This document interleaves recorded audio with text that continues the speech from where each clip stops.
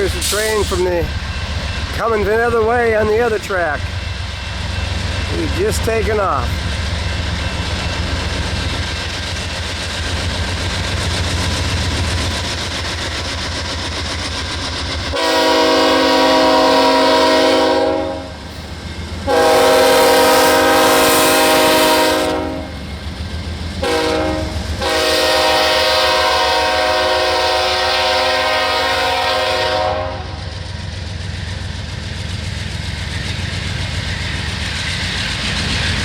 I'm just going to make this a short video here in Beaverton, Alabama, playing with the trains.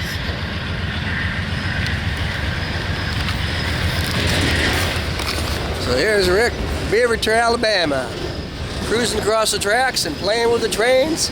We'll see you later.